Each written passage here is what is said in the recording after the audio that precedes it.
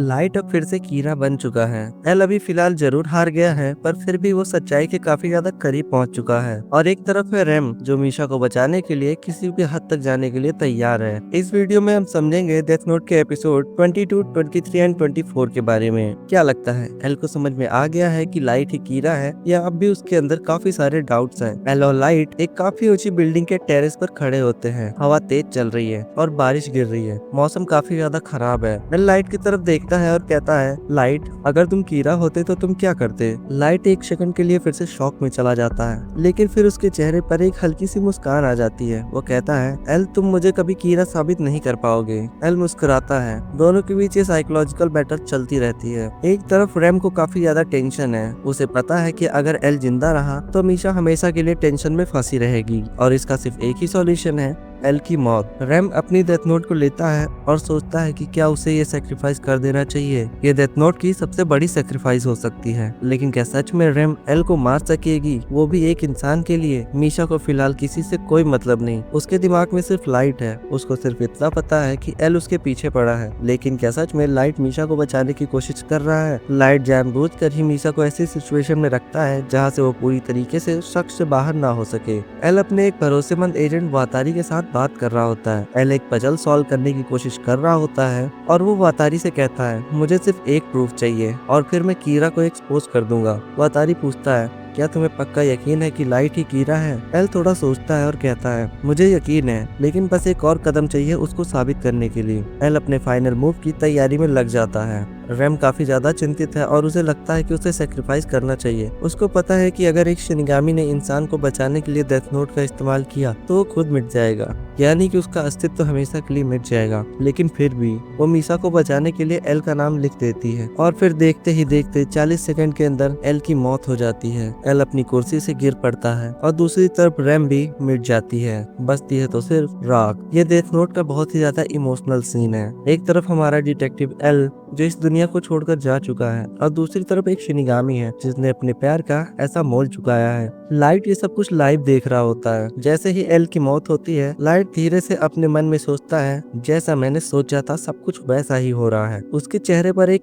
Evil smile आ जाती है। अब उसका सबसे बड़ा दुश्मन इस दुनिया से जा चुका है और लाइट अब दुनिया पर कीरा का रूल एस्टेब्लिश करने वाला है। इस स्टोरी में हमारे अंदर यहाँ पर काफी ज्यादा सवाल आते हैं। इस स्टोरी में विलेन कौन है, लाइट या एल? तुम्हें क्या लगता है? तुम अपना ओपिनियन कमेंट सेक्शन में शेयर कर सकते हो। हालांकि कुछ लोग होंगे जो एल को सही मानते होंगे और कुछ लोग होंगे जो लाइट को सही मानते होंगे। भले ही एल और लाइट की बैटल यहाँ पर खत्म हो जाती है और रैम ने अपनी जान देकर मीशा को बचाया है, और हमें लग रहा है कि लाइट पूरी तरीके से जीत चुका है। आखिर कौन सी मुसीबत आ सकती है उस पर? उसने अपनी सबसे बड़ी मुश्किल को पार कर लिया है। लेकिन क्या सच में सब कुछ लाइट के प्लान के मुताबिक होने वाला है? क्या एल की मौत के बाद कोई और उसके पीछे आएगा? एल की मौत के बाद क्या लाइट अब सच में जीत चुका है, या कहानी में नए ट्विस्ट आना बाकी है? एल की मौत के बाद उसकी बनाई गई पुलिस मेंबर की टीम काफी ज्यादा शॉक में है। वातारी भी मर चुका है और सब लोग बिना लीडर के हैं। उन पुलिस मेंबर्स में से एक आइजावा कहता है, अब हम क्या करेंगे? एल ही हमारी आखिरी उम्मीद था। लाइट काफी दुखी बनकर कह रहा है, मुझे एल की मौत से बहुत दुख है।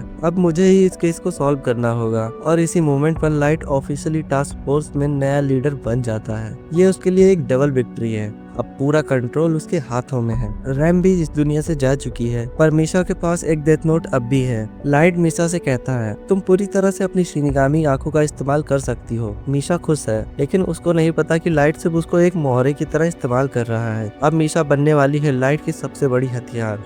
दोनों डेथ नोट में से एक जो पुलिस की कस्टडी में है और दूसरी जिसके बारे में किसी को नहीं पता, वो मीशा के पास है। दुनिया भर में लोग कंफ्यूज्ड हैं। सब लोग सोच रहे हैं, क्या एल अब भी इस केस को सॉल्व कर रहा है या वो सच में मर चुका है? कीरा सपोर्टर्स खुश हैं। लोग कह रहे हैं अब कीरा की दुनिया में उसे कोई नहीं रोक सकता, वो सभी मुजरिम्स को मार देगा। लाइट एक डार्क रूम में बैठा एक चीज सोच रहा है, अब मुझे एक नई दुनिया का राजा बनने से कोई नहीं रोक सकता। लेकिन लाइट को ये नहीं पता कि एल की लेगेसी अब भी जिंदा है। हाँ बिल्कुल, भले ही एल मर गया हो, पर उसकी लेगेसी हमेशा जिंदा रहेगी। जब लाइट सोच ही रहा होता है कि सब कुछ उसके कंट्रोल में है, तभी एंट्री होती है हमारे नए कैरेक्टर की। एक डार्क रूम में वो लैपटॉप की स्क्रीन के सामने बैठकर कुछ काम कर रहा होता है। वो सिर्फ एक लाइन बोलता है, एल की मौत इसका अंत नहीं, ये सिर्फ शुरुआत है। एल की मौत सिर्फ इसका अंत नहीं बल्कि ये सिर्फ एक शुरुआत है। ये कौन है? ये एल का कोई सीक्रेट सक्सेसर है या कोई और? मीशा डेथ नोट के साथ और भी ज्यादा पावरफुल बन चुकी है और हमें पता चल चुका है कि एल की लेगेसी अभी जिंदा है। इसका जाहिर सा मतलब है कि लाइट की मुसीबतें अभी खत्म नहीं हुई हैं।